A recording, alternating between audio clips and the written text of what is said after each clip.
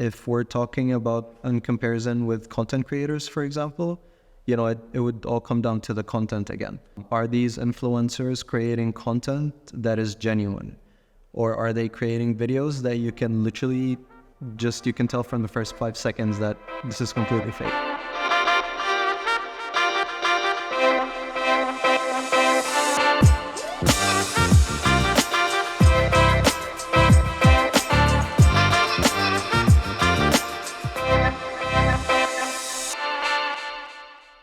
Hi everyone, we have Ahmed here with us today. Hello. Thanks for joining us. Thank you for having me. Do you want to give us a quick intro about what you do before we get into it? Sure. So basically I have 5 years of experience being a social media specialist, working in various industries from healthcare, IT, crypto, food and beverage, and retail. I have experience working in the US, Cairo a little bit, did a little bit of digital marketing, freelancing there. And now I'm basically based here. And which part did you enjoy the most, like US or Cairo or Dubai?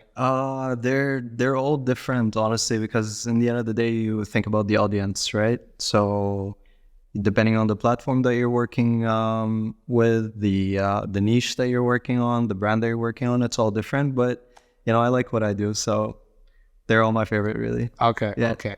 And when it comes to marketing a brand on social, how do you balance between like focusing on the brand and focusing on the different like business requirements or the different offerings? How do you bring both together on social?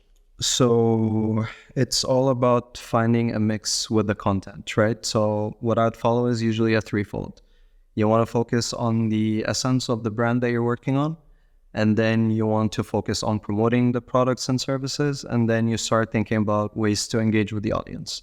So once you deliver these messages, you communicate the brand, for example, where you can share a story of the missions and goals, the vision, story about the team, customer testimonials. And then you start promoting your promotions and services where do you have any special offers for your customers? And then you start thinking about engagement. So are you trying to increase your followers? Are you trying to increase your likes, comments, shares, reshares, etc.? So it all starts with the content. Okay. Sure. And speaking of likes and followers and all that, what's the one metric that you think is the most important? So I have a love-hate relationship with that question. I think there's not one specific metric that you should follow. It all comes as a balance, right? So it all depends on your objective. Is your objective awareness? Is it engagement, traffic? Are you trying to get more website clicks? So depending on each objective, you would try to, for example, benchmark according. Benchmark, exactly. Okay. And if you had to choose one type of content, like for your brand or for any brand, like you have to stick to that type, what would you choose and why? Probably informative kind of content where you're always, trying to explain key features of your products, explaining stuff about your brand, telling stories. Probably telling stories, storytelling. Okay. Yeah. Okay. And how do you, like now with social, with the phone content being more prominent, how do you bring that? Is it easier to tell a story, or do you still rely on longer videos and so on? It would depend on the brand for sure. So some brands, you would just want to tell a story. And some brands, for example, if you're in the retail industry, you're mainly focused on getting sales, right? So no matter how good you are at social media, you're still bound to increase profit as much as you can by informing people, of your products or services. So, number of likes that you get per post might not matter as much as how much sales did we make today. So, yeah, definitely makes sense. And do you think influencers are helpful to make sales? And when you decide to work with influencers, how do you choose which influencer to work with? So the thing about influencers is if you are looking to just grow your social media, you're working on growth, right? Influencers can be utilized as a tool to, get that boost of followers, these engagement numbers, likes, comments can increase, etc. But I would not necessarily depend on sales. Again, this is subjective. It would vary from influencer to influencer and niche to niche. For example, you have known and say Amazon, where they create these things and they collaborate with influencers and their sales can go up. It could be a royalties thing, etc. But if we're talking about in comparison with content creators, for example, it would all come down to the content again. Are these influencers creating content that is genuine? Or are they creating videos that you can literally you can tell from the first 5 seconds that this is completely fake? So it would all come down to the brand in the end of the day and what they're promoting, really. Okay.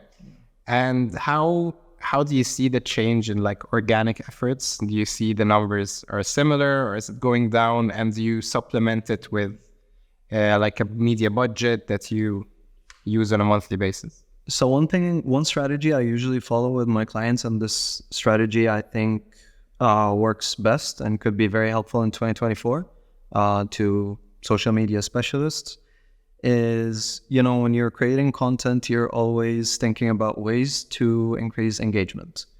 So, for example, influencers could be used to increase followers and visibility. One strategy that I follow in 2024 is I allocate a small budget for important posts and content that I feel need that exposure to help me get that engagement that I need. And then I let it do the work with the boosting while I'm focused on a different piece of content, for example. Okay, so every month there is like a certain budget just waiting. Basically.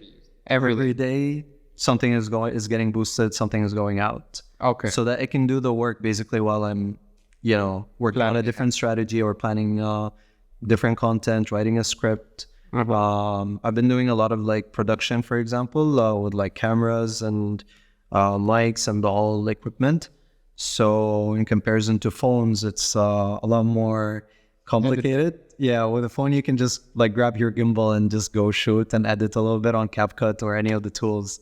While with the production, you have to grab all the cameras, the video cameras. You have a certain lens that you need to use. You have space in your memory, which I usually tend to forget. You charge it. Yeah, that especially. Yeah. So yeah. And as someone who works in social media, what's one stereotype that you just want to get rid of? Yeah, there's a lot, really. People usually like think that I'm like the IT guy for some reason. It's like, hey, can you fix this? I'm like, I'm not sure. They're like, don't you work in social media? I'm like, yeah, like I can post, I can like create content, I can like, I'm a marketeer. I'm not like an IT. I forgot my password. I forgot my password. Yeah. There's one time I think I had a client message me, and I think like he was asking me about something with like his VCR or something, not VCR, like the dish, right? And the receiver. Oh wow. Yeah. And I was like, in the end of the day, we came to find out that it wasn't even plugged in. I was like, that's why the IT guys always go like, did you try to restart? Yeah, exactly. It's a very important question. Yeah. So when you're thinking, yeah, of course I did that, you'd be surprised by how many people. No, I can imagine. Thanks again for coming. It was a pleasure. Thank you for having me. Appreciate it. Thank you guys for watching.